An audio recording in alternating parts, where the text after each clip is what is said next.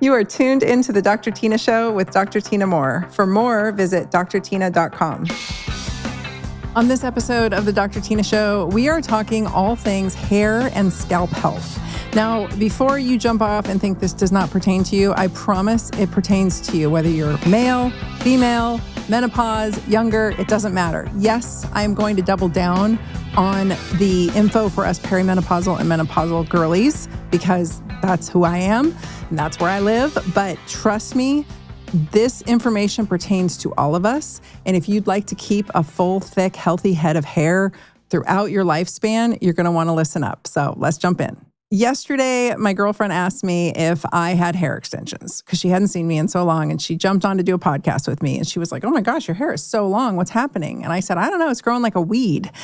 And I thought about it all night because I wanted to do this podcast for you guys because I realized that there is a lot that I'm doing, actually. And no, they're not hair extensions. This is real. You can tell because it's not as thick and dense as hair extensions would be. But this is the best I got. And maybe I don't have the best hair in the world, but I'm kind of known for my hair at this point, whether it was short or long. I think it's the silver nature of it. But I have been doing a lot and I've learned a lot. And no, I'm not a trichologist, but I certainly have dove headfirst in. And what I've come up with is that all the things I preach to you all apply here. And hair loss truly, at its root cause, comes from internal sources, which I've done a whole podcast about, so I'm not going to beat that horse too much. But the other piece that I was completely neglecting was my scalp health. And what does that mean? We're going to get into it because I think that, for me, to be completely honest, I had the thickest hair growing up. I had fine hair, but I had a ton of it. I never worried about it. I prefer to wear it short. I am growing it out right now. I don't know why.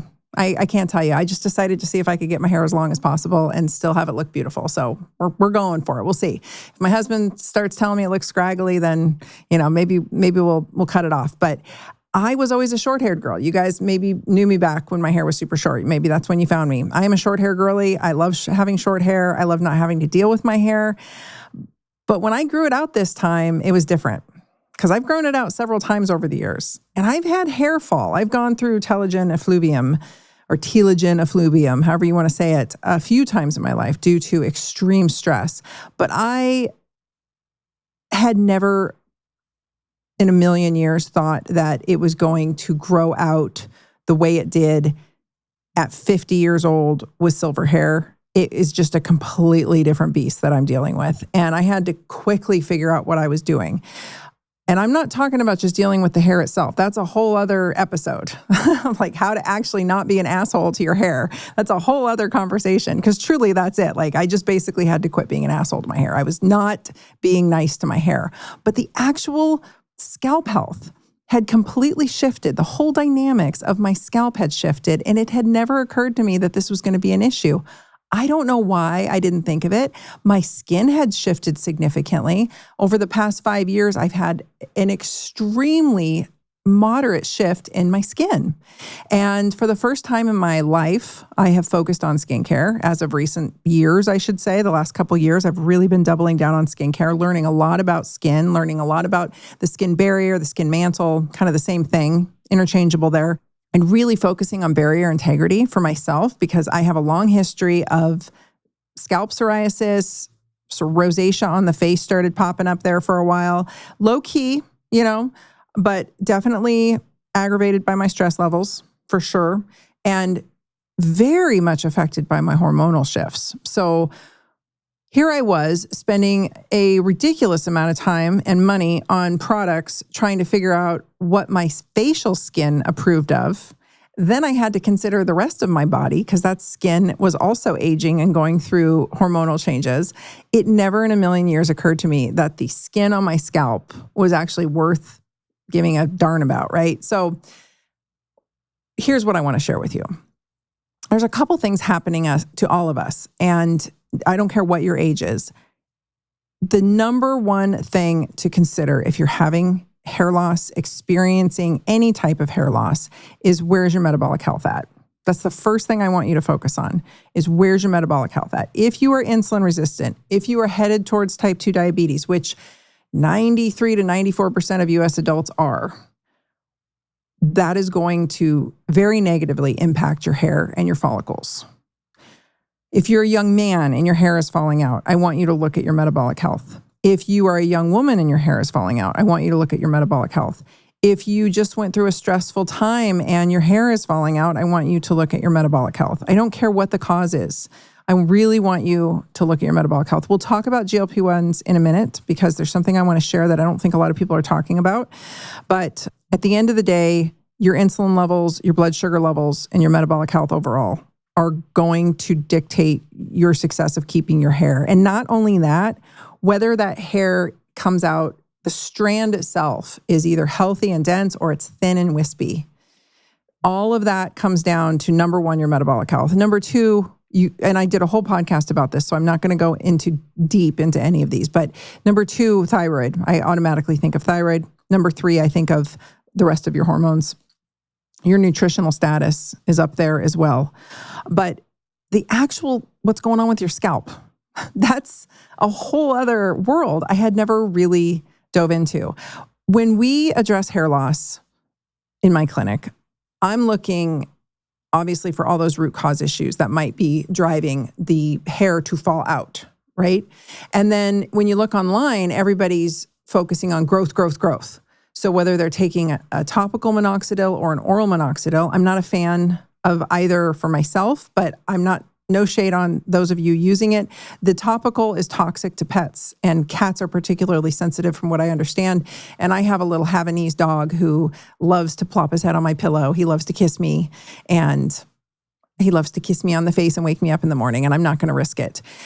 The other issue is with oral. I very seriously considered it. I got the prescription for it. I had it in my hot little hand. I decided against it. I have a long history of POTS. Before they had a diagnosis called POTS, I had POTS. And I don't need my blood pressure to bottom out any further. It's already really low. So I decided against that. The other thing with minoxidil that I was concerned about is it can cause facial swelling or edema. So these bags under my eyes that I absolutely cannot stand, they would probably get worse from what I've heard. You might get extremity edema down in your ankles. I just don't want to deal with any of that. I don't need it. So I decided against the oral. I know plenty of people taking the oral, having great success with it. Maybe someday I'll come back to it. I have heard that some doctors are microdosing it and that has been successful for women. We'll see. The other thing that one might consider that I did a lot of in my practice was PRP, where you inject the scalp with PRP. That hurts. It hurts. I can't find a way to make it comfortable for people. It looks really uncomfortable. And I have the most sensitive scalp in the world. I'm that girl that, I wear a ponytail up for too long and my scalp really hurts. That's a sign of inflammation, I've learned, by the way, of the scalp. But the thought of needles going into my scalp, I can't do it. I'll throw up and pass out. I can barely handle getting Botox. I quit Botox years ago and I was like, how did I put needles in my face? I did it to myself too. It's crazy. I'm in my soft phase. I don't want any needles in my head or my face. And there's microneedling, which I do sometimes. I don't like sticking needles in my scalp. I don't love the dermal roller because that can damage the follicle, but you can use the dermal stamp. Here's the thing though. Everybody out there is using the dermal roller or the dermal stamp. They're putting microneedle holes in their scalp, and then they're putting some kind of topical on. And most of the time, those topicals were not designed to go into your scalp. They were designed to be topical and stay on the scalp. And so you're absorbing the carriers and all the other crap that's in those products. And the minoxidil, the over-the-counter minoxidil, whether it's the foam or the liquid, it's got some nasty stuff in it. I don't even want to put it on my scalp. It makes my scalp itch badly. It makes it sensitive. I don't need any psoriasis breakouts. So I can't even use topical minoxidil without the microneedling. But there's a whole slew of people out there putting propylene glycol laden minoxidil products from the drugstore into their freshly microneedled scalp. It's crazy. Like, I wouldn't do that to my face. When I microneedle my face, I certainly do not put any products on it that aren't like one ingredient. And I usually just tough it out because there's carriers and there's all kinds of stuff in our topicals, in our serums. We don't need to be putting that on skin that has just been needled with holes. So something to think about, because I don't think a lot of people are even considering that, but it's worth considering. And there's also, I've seen people, now I've never caused this, but with microneedling of the face, I saw a gal on the internet, it was a dermatologist speaking about a patient case, and the woman had put on some kind of topical that probably shouldn't have been used after a microneedling session, and I believe she developed some kind of granulomas, some kind of allergic reaction that was now in the dermis, and it was deep to the topical skin layer because those channels had been put in, and then she put the serum on and the immune system reacted deep in the channels that had been made. So I don't know. I don't know about putting nasty minoxidil-laden, it's got propylene glycol in it. I think it gave me a rash the other day and I threw it away because I was like, what is this crap? Why am I putting it on me? But why would you put it in the channels that you just made with the needles? That's not a great idea. So I'll leave that alone. So we've got kind of this like grow camp. That's the solution, right? And at least in my practice, we're looking at your internal environment. We're looking at, we're running labs. We're looking at systemic factors and causes, and we're grow. But something I had never stopped to think about was just the integrity of my scalp and the health of my scalp. And so that's what changed for me. That's why my hair is growing like a weed, because I really doubled down on my scalp health, on making sure that my scalp could breathe, that it was clean, that the barrier was not disrupted, that I wasn't overdoing it on anything, that I was really taking care of my scalp as delicately as I was my facial skin. And so I think it's made a difference. And I'm going to tell you what I did and why. And we're going to go through it together. And I think this will be very informative for all of you, because there's a lot of you out there who are in the process of either losing hair yourself, that's why you're here, somehow the title of this podcast grabbed you, or you're walking into middle age. You're all going to hit middle age if you're blessed enough to get that far. And you're going to want this information because I wish I'd had it. My mom's a hairstylist. I grew up in a hair salon. You'd think somebody would have talked to me about the integrity of my scalp and my scalp health. But I don't think, the focus is never there. The focus is on grow, or take care of the hair itself, like really nurturing the hair shaft. And that it's true, right? Like I said, just stop beating your hair to death. But that's a conversation for another day. Yes, I do take very good care of the strand itself, but I think the scalp is a big player here. I have always had a very itchy scalp. One of the reasons I cut my hair off all the time growing up, I've had short hair since I was a kid. One of the main reasons was because my scalp itched so much. And I'm just kind of an itchy girl. Like I'm a high histamine girl. I always have been. And I always had an itchy scalp. And after 1 or 2 days, it gets itchy, especially at the nape. And if I sweat, so when I was a kid, I was an athlete, if I was playing, getting sweaty, it would itch. As I got older, I didn't want to wash it every day because, taking care of the hair itself, not wanting to strip it too much, not wanting to put too much heat on it. Using heat tools can be very damaging. And so as you get older, your hair kind of gets drier, and especially as you hit menopause. And I just didn't want to wash my hair every day. So you try to go as long as you can between washes, but then your scalp suffers, right? And so in this process, I really dove in. I started following a ton of people online. I learned a lot. I started following a lot of trichologists. I started looking at the data. I started looking at the treatment plans people were using. And here's what I've come to. We have to consider a few things. We have to consider barrier integrity. So what is the mantle of your scalp doing? What is the microbiome on your scalp doing?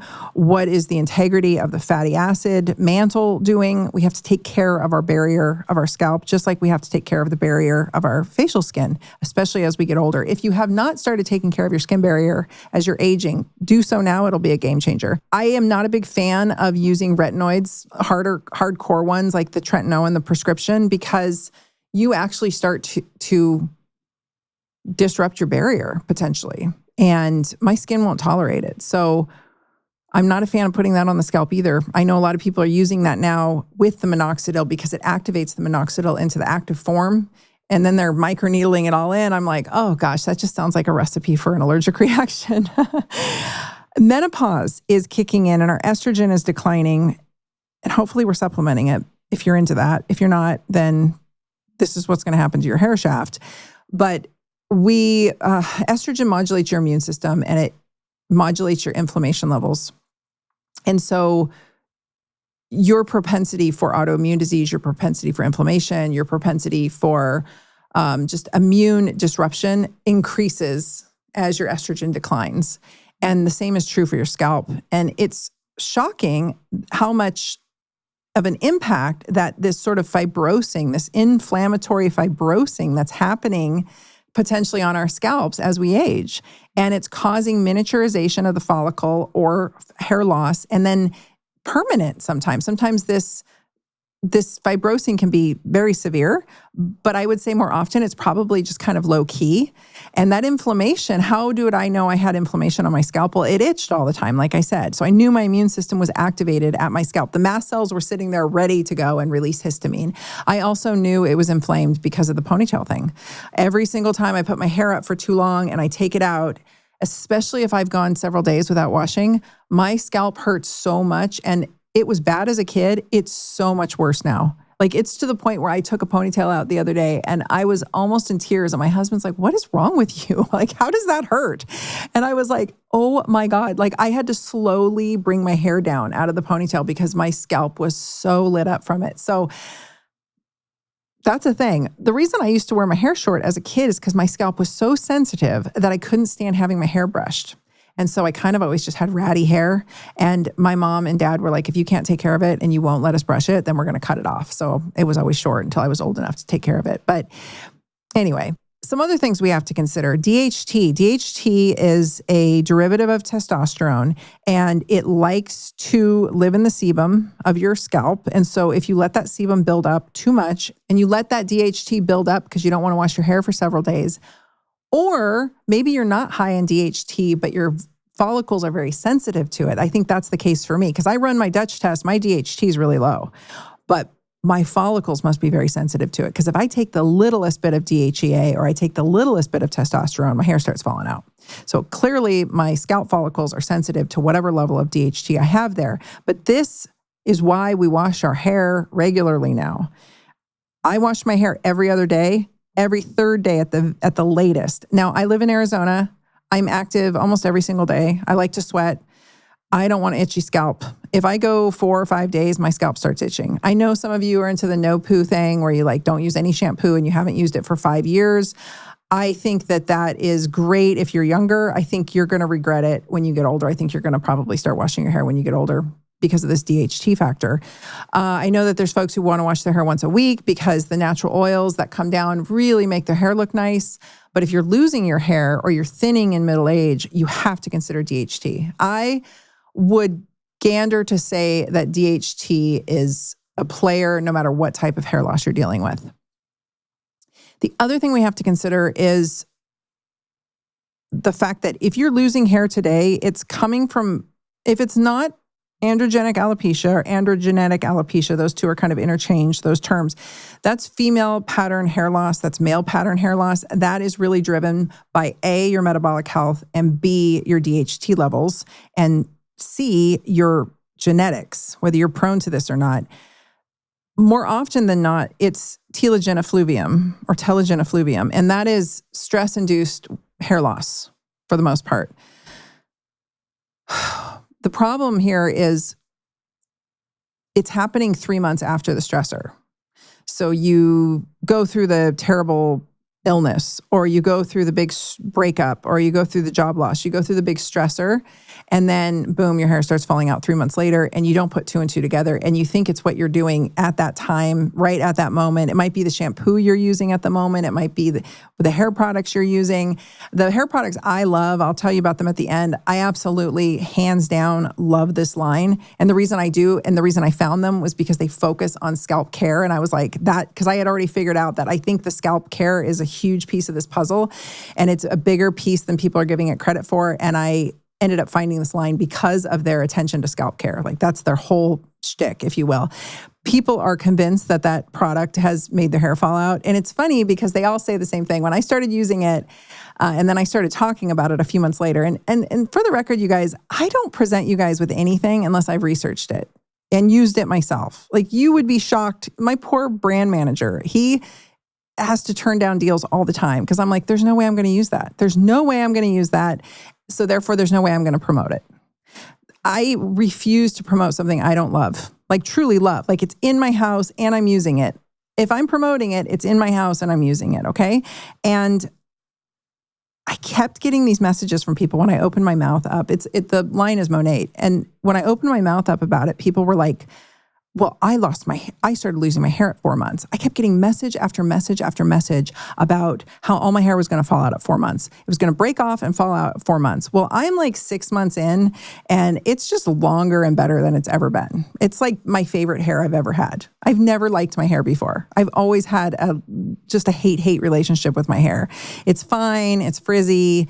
It has never been, I don't like dealing with it. I'm not a girly girl, so it's not fun. It's a chore to have to take care of your hair, especially if you want it long. And I've had my hair really long a couple times in my life, and it's like, oh my gosh, this is such a headache, So I don't know. I don't know why 4 months was the number that everybody kept saying, but I kind of feel like that's what they read on the internet, and so they all had to parrot it. It was kind of like during COVID when everybody was just parroting the same nonsense to me, and I'm like, y'all sound like a bunch of parrots of each other, and I don't think much of this is true. Same thing, like parrot, parrot, parrot. Your hair is going to fall out at 4 months. Your hair is going to break off at 4 months. And that's not to say that people haven't had experiences with it, but there's a lot of hate around this line for whatever reason. I don't know. But it was like opening up a hornet's nest when I opened my mouth and said the words. I'm just trying to share out what I'm using because you guys all keep asking me. Like, literally, I cannot post on Instagram without a ton of DMs coming in and a bunch of comments on the post. Like, your hair, what are you doing with your hair? How are you, how did it get so long? So I'm just telling you, I focused on my scalp. I do take good care of the strands, but I'm telling you, I focused on my scalp because the strands are the part that's like the arduous, like, oh God, I don't have time for this. The scalp I can take care of. And man, it's made such a difference for me. Okay, so we have barrier, right? We gotta talk about the barrier. We got to make sure that we have the barrier intact. We're not stripping it too much. We're not aggravating it too much. We have to address inflammation. Inflammation is going to be addressed through keeping that DHT level low, meaning we're going to wash our hair frequently, but not too much that we disrupt the barrier. We're going to use a shampoo that our scalp doesn't react to. That's what I'm saying. Like if somebody was using a product from any line, whether it's the drugstore, the salon, or Monet or whatever, and they were having some kind of immunologic reaction to it, I could see how that could be a problem. And that's fair. That line in particular, I chose because it's quite clean. It's quite clean, you guys. I'm not a purist. I've never pretended to be, but it is quite clean and it checks off the boxes for me. And I went deep. I have learned more about ingredients than you would believe. I was so deep into this that I was considering launching my own hair serum. Like I was very seriously going to launch my own hair serum because I was so into the peptides and the ingredients and the formulation and all of that. And then I found Monate and I was like, well, this is amazing. And we'll just promote that because that's a lot easier than carrying my own line, right? And getting a line to market. So the inflammation part I think is critical. And this might be inflammatory because of something topical, like the DHT buildup, the sebum buildup. This might be that your diet is a wreck, and so your sebum is really pro-inflammatory. This very much might be because your metabolic health is off.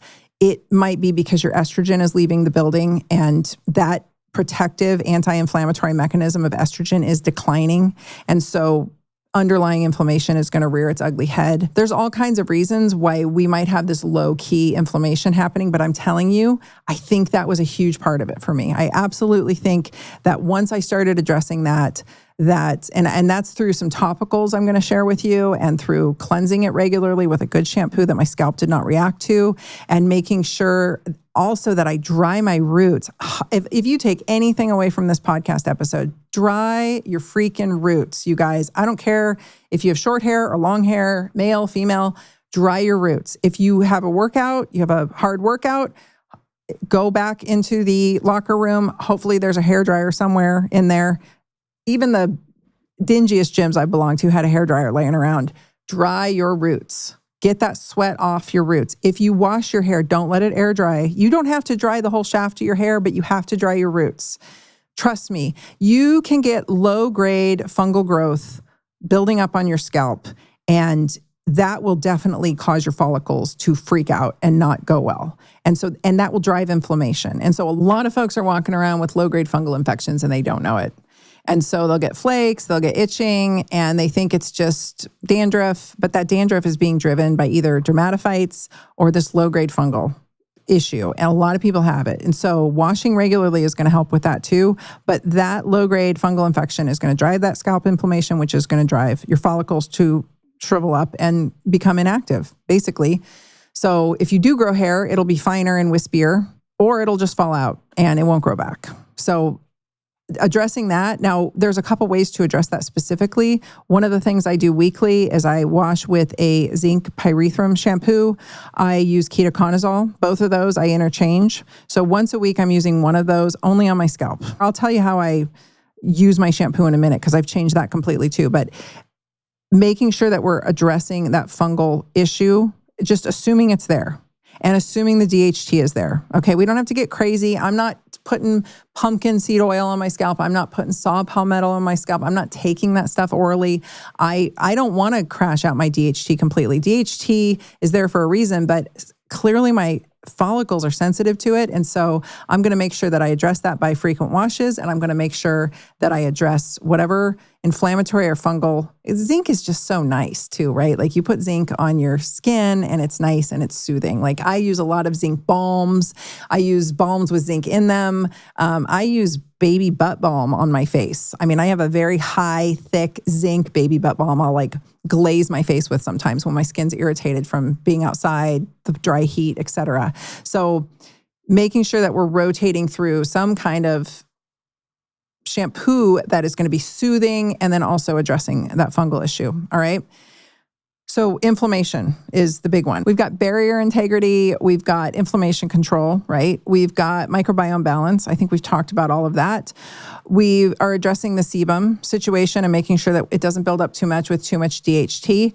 Then we have to talk about hydration balance. Now that's, I guess, part of barrier, but the concept of hydrating my scalp or moisturizing my scalp like had never occurred to me. It had never occurred to me. Yet like I just told you, I like slug my face with moisture and emollients and zinc and all kinds of stuff. Like I really moisturize my face. I moisturize my skin. I cover my skin every single time I get out of the bath or shower with a thick layer of moisturizer.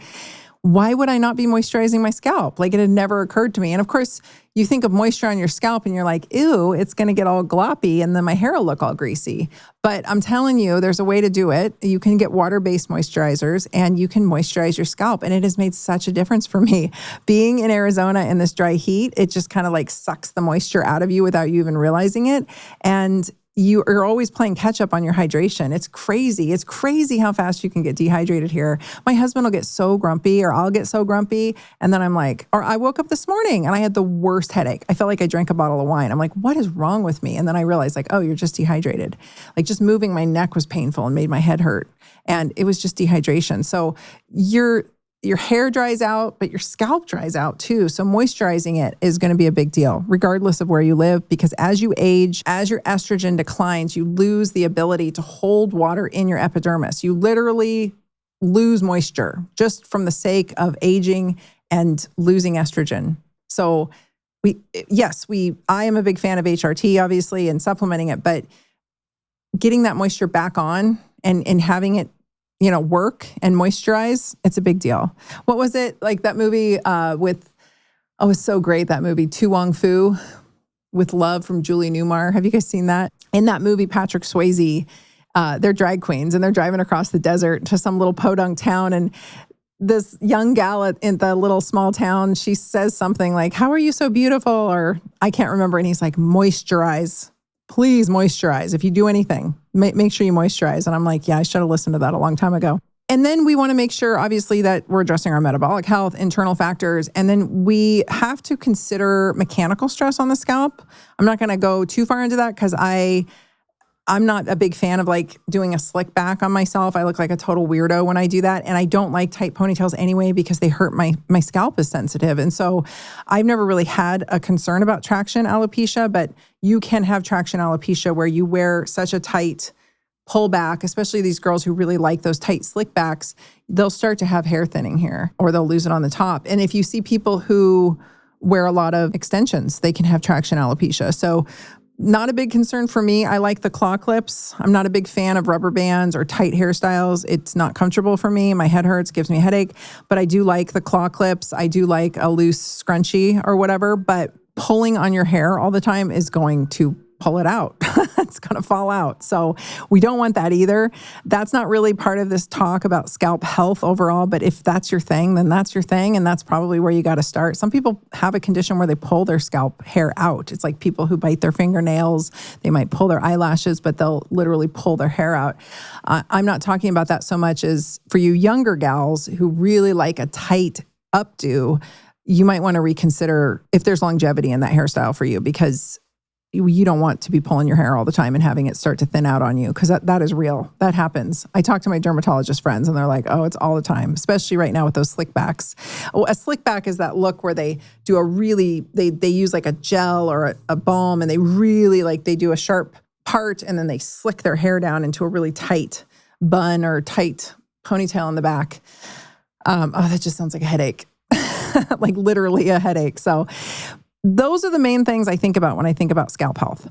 The other thing I'll add that is so critical that not a lot of people are talking about, we hear about scalp massage and we see these, and it's something I've always done too, these topical, like a brush or I've got one that's silicone that has these little teeth that come out that are soft because it's silicone, and you can get in there with your shampoo or your conditioner and you can massage.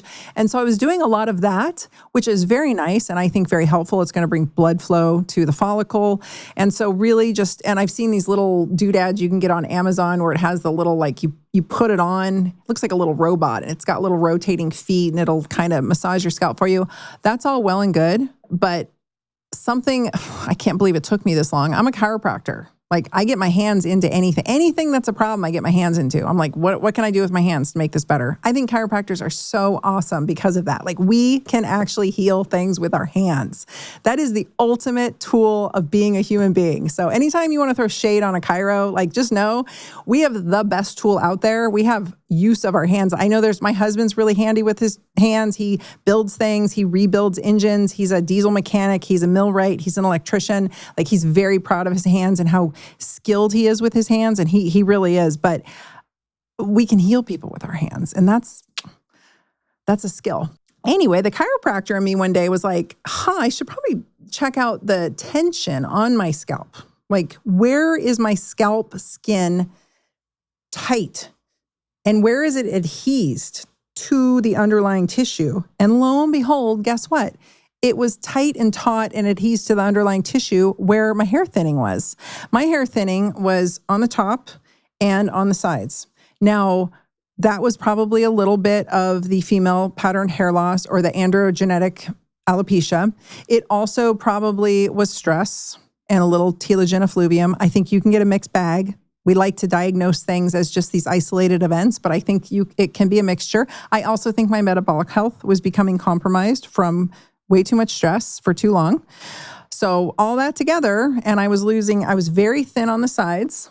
I was very much thinning out. I've got all these crazy little hairs now.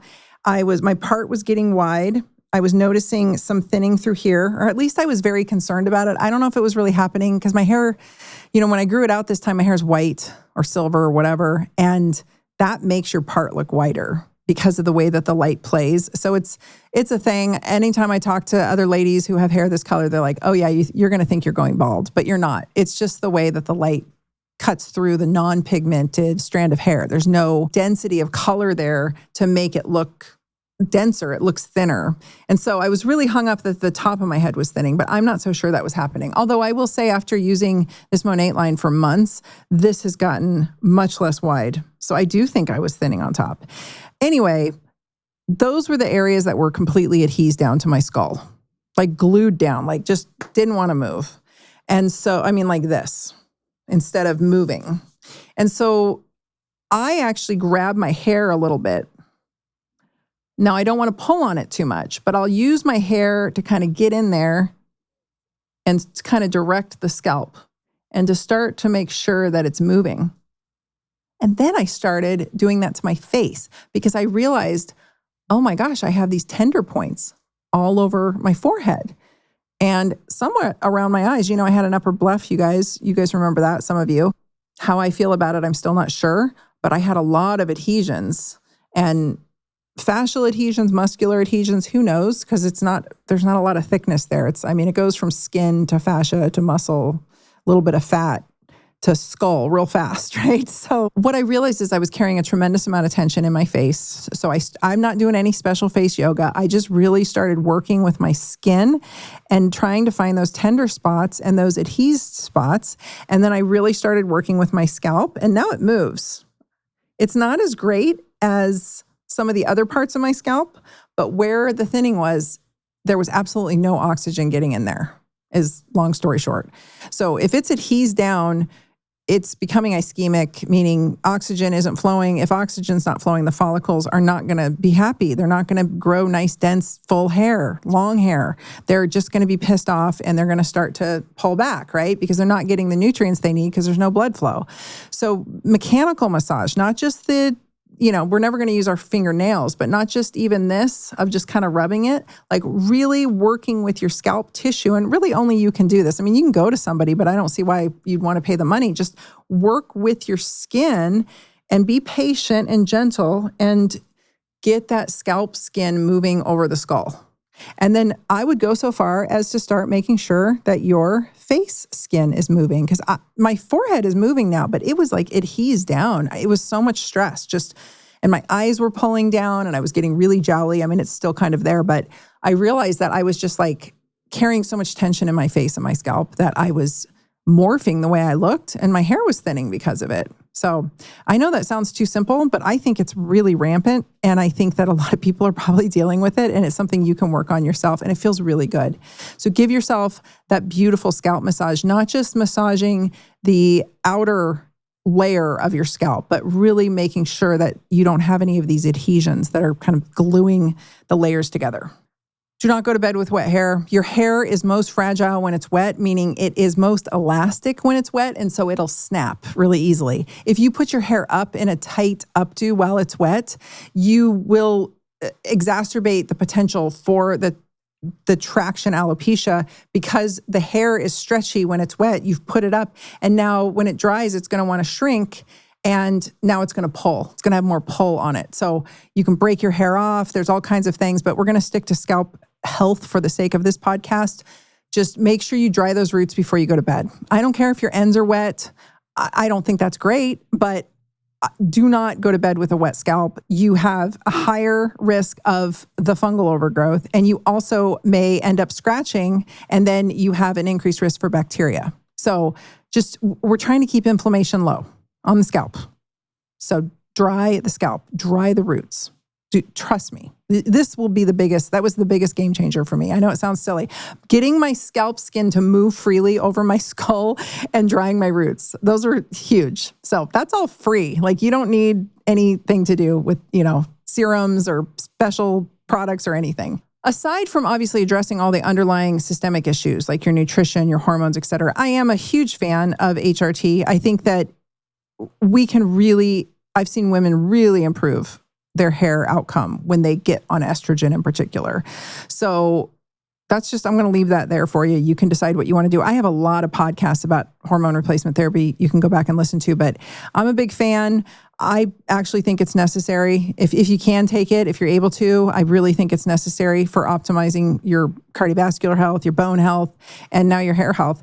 Women losing hair is so devastating. I mean, it's so hard anyway. Like, our bodies are changing, our visceral fat's increasing just by nature of losing our estrogen. Our body goes from this curvy gynoid shape to this android shape where we just turn into little apples, and it all packs onto our gut, and it packs onto our visceral fat, and it packs onto our subcutaneous fat, and we just become misshapen compared to what we are familiar with. You lose your waist, and you really have to fight to keep it. Our muscle quality declines for a variety of reasons. I just did a podcast about that. We've got just a lot going on that's like the demise, right? It's the slow demise. Men's estrogen stays consistent. Their testosterone kind of goes, eh. Women just literally fall off a cliff. Their estrogen just falls off a cliff, and you age overnight. You wake up and you're like, who the heck am I? My face looks 1,000,000 years old. Where did all these wrinkles come from? Why is my hair so? The hair itself changes. The hair becomes dry and coarse and brittle, and the follicles significantly change. And so you can do all the things you want, but if you're missing estrogen, you're kind of missing the boat. So that's a big one to check off your list so that you make sure you're not kind of swimming upstream. We don't want any uphill battles here. Aside from that weekly cleanse with either the zinc pyrethrum or the ketoconazole shampoo. I do 2 other washes, and I am using a product called IR Clinical shampoo, IR Clinical conditioner, and then IR Clinical thinning defense serum. And they're all by Monat. And I'll put the link for you guys to grab those in the show notes. I love them. I love them so much. Sometimes I'll add in one of the Monat masks to give my hair some help. I'll talk about, maybe we'll do a podcast about hair strand health, but that's more, I don't know if people would be interested in this. This conversation is about root cause medicine and metabolic health, whether people want to believe it or not. So get your hormones in order, get your metabolic health in order, get your nutritional deficiencies handled, get all that handled, and then think about what I'm telling you here with the topicals. So the IR Clinical shampoo has, the reason I like it, it has really nice surfactants. It's like very gentle. The cleansing ingredients in there are not harsh. And so it's not going to disrupt your scalp barrier. It is not going to strip things too much. It's going to get your scalp really clean. It has a slight tingle of rosemary and peppermint in it. So it feels a little bit medicinal, if you will. And I don't know, shampoos on and off your scalp so fast. I don't really know if some of these ingredients are really doing a lot. So I'm not trying to hang my hat on that. I just really like, it invigorates my scalp, and that's going to get blood flow going too. So anytime you get something kind of, invigorating like peppermint or rosemary, you get that woo and the plumping lipsticks, you guys know, the blood rushes and your lips look plump. Same thing with your scalp. So I think that's very nice. I don't like to leave those types of things on my skin because I do tend to get, I can't use a plumping lipstick or a lip gloss, because if it stays on, my lips get really aggravated and I have an allergic reaction. So I'm just sensitive to essential oils. So those are in there, be forewarned, but we wash them off very quickly. The greasiness that a lot of people complain about, I think that's more in younger women who are dealing with PCOS. I think older women in my age cohort, we're dealing more with dryness of the scalp. So it's very gentle that way.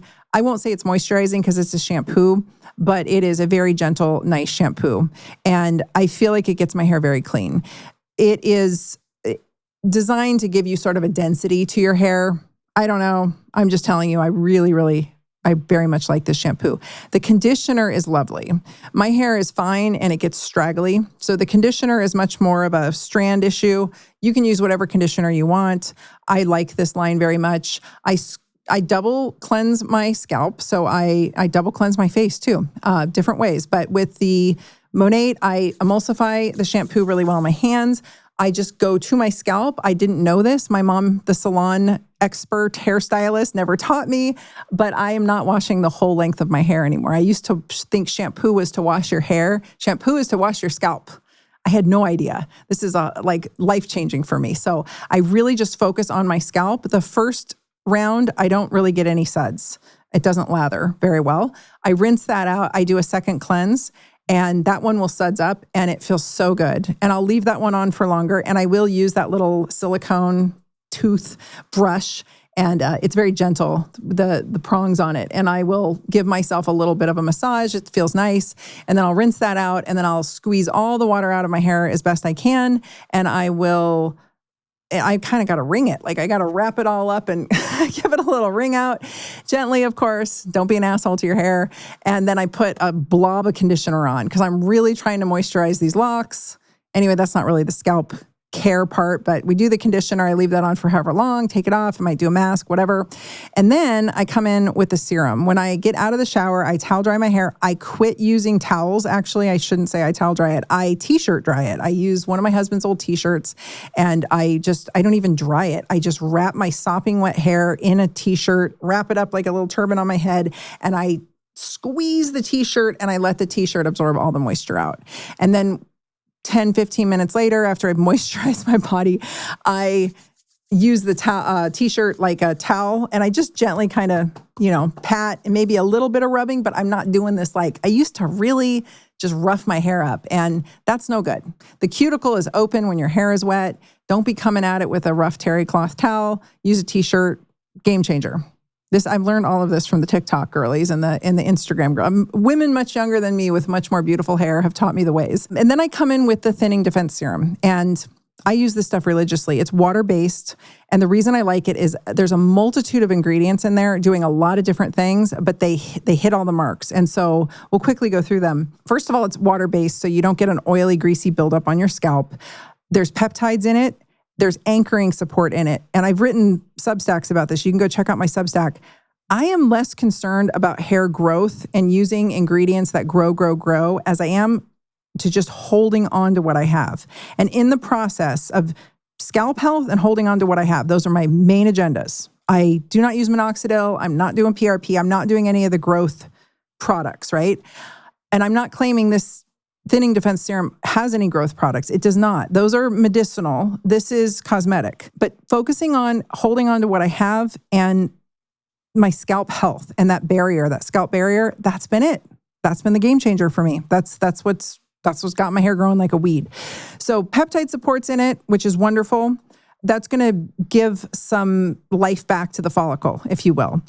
The anchoring support in there is somewhat peptide driven, somewhat from the other ingredients. There's melatonin in there. There's caffeine in there. These are great ingredients to have in a hair serum. There's a mild DHT modulation component to it, which I think is very nice because, yes, I'm addressing that with the cleansing of the scalp and then the medicated shampoos once a week, I should say, that I rotate through. But having ingredients in there that is going to address that. I've looked at all the serums. I have, you guys would crack up. I'm so OCD about this. I literally made a giant spreadsheet of all the serums. And then I worked with ChatGPT to optimize the spreadsheet. And a lot of these serums are just hitting one or two of these factors.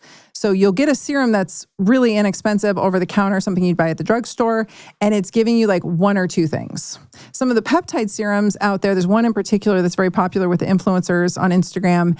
It has a peptide that is licensed to that company, and it does one thing.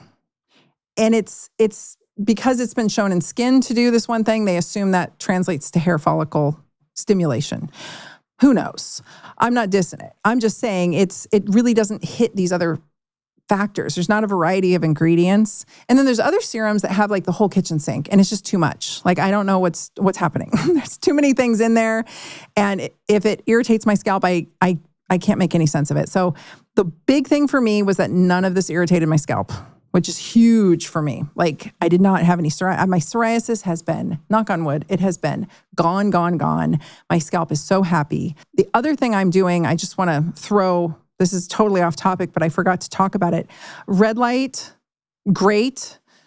Laser cap, better. I am going to figure out which laser cap I really like and want to promote and share with you guys because there's a few of them out there. And then sunlight, you guys, that's the free red light. Go out in the morning and make sure, I go out in the morning and I part my hair and I just like move my hair around and I let the sun hit my scalp. Now, I'm not trying to burn my scalp, but I think that people wearing hats all the time, the first thing we do when our hair starts thinning is we put a hat on, especially guys. You're losing so much red light that is penetrating and potentially very nourishing to the mitochondria in your scalp and your follicles. So I'm a huge fan of letting sunlight hit your head. Not burn it, not midday sun. I wear a hat midday. I'm talking about like that morning red light. It's golden. So if you don't want to, spring for a cap or a laser cap or whatnot, get some sun on your scalp. I think it's the missing ingredient. But back to the serum. It doesn't have anything harsh in it that aggravates your scalp, at least that I've seen. And like I said, I'm very sensitive. It hits a lot of points that I'm looking for with the anchoring, with the getting the blood flow going, with the stimulation of the follicles. All of that covers it. Mild DHT modulation covers it. And so peptides, I want some peptides in there, covers it. And so I've really enjoyed using this hairline. It's been very helpful for me. I will put the link in the show notes for you guys. If you find something else out there that makes you happy, that is great. I have tried, when I moved here, I threw away well over $1,000 worth of shampoos, conditioners, and serums that were in my cupboard in Oregon.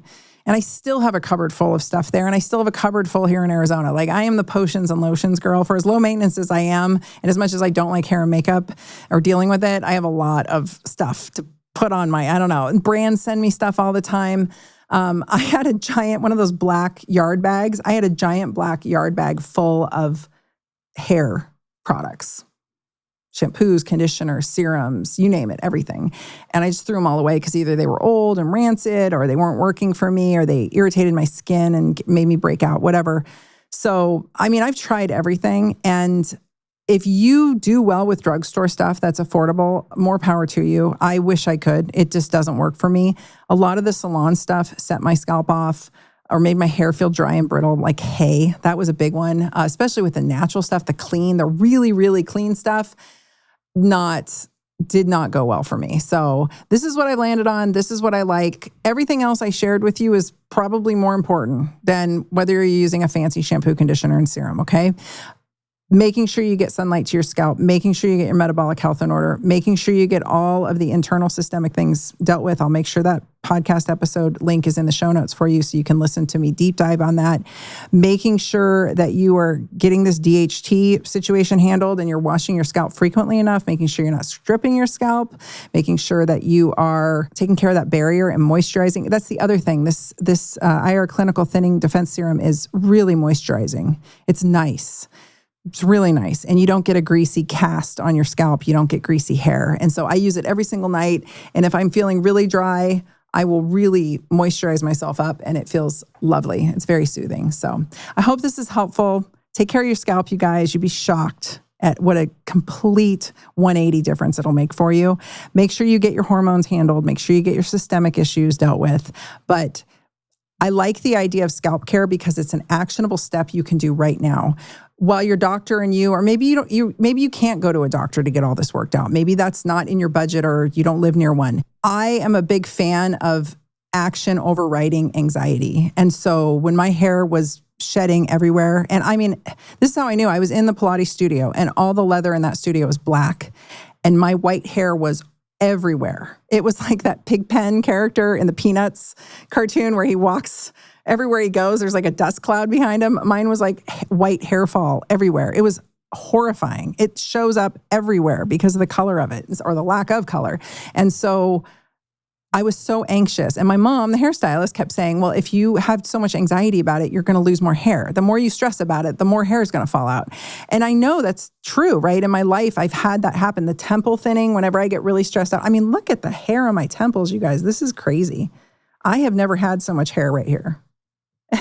Every time my mom would do my hair growing up, she was like, are you stressed out, honey? You're really losing it in the temples. I mean, I have so much hair there that I can't even pull my hair up in and up to because these are such a weird length. It's like a whole blob of hair here. That's such a weird length and it gets curly when I sweat. And so then it goes, it's ridiculous.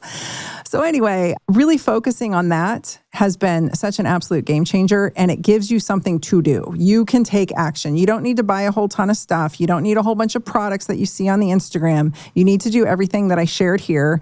You need to get your metabolic health in order. I have a great program. It's called the Metabolic Revamp Toolkit. I'll make sure the show notes have that link as well. It's inexpensive. It'll get you started on your metabolic health journey.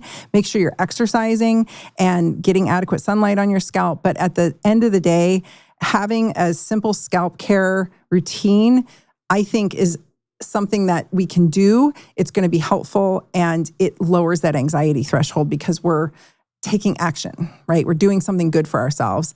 And then the manual stimulation of your scalp is huge. You have hands, right? Use them. Get in there. Have your partner massage your scalp if they like to. You know, some guys are really into their girlfriend's hair and they want to, they would love to get their hands in there. So whatever you can do to get blood flow increased. Again, exercise is going to be helpful here too. So hope that's helpful. Appreciate you guys. And we'll be back next week. If you want to do me a favor, I would love it. Go rate, review, and subscribe on your favorite podcast player. Go follow me on YouTube if you haven't already. Those are the places. This will get the word out. The more watches or listens that the show gets, the more the algorithm picks it up and sends it out to other people. So I'm trying to give you guys really actionable, helpful information, and I appreciate any support you can bring me. So thank you so much. We'll talk to you next time. Thanks for listening to the Dr. Tina Show. This is a Wellness Loud production produced by Drake Peterson. Theme song is by John the Guilt. You can watch the full video version of this podcast inside the Spotify app or on YouTube. As always, you can email the podcast at podcast@drtyna.com. That's DRTYNA. And if you like this episode, please rate, review, and subscribe on your favorite podcast app. You can also find all of my offerings on my website at drtyna.com. For more shows by my team, go to wellnessloud.com. See you next time, and thanks for listening. This podcast is for general informational purposes only. It does not constitute the practices of medicine, nursing, or other professional healthcare services, including the giving of medical advice. I am a doctor, but I am not your doctor. No doctor-patient relationship is formed.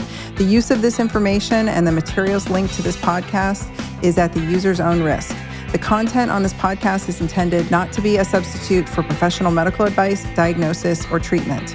Users should not disregard or delay in obtaining medical advice from any medical condition they have, and they should seek the assistance of their healthcare professionals for any such conditions.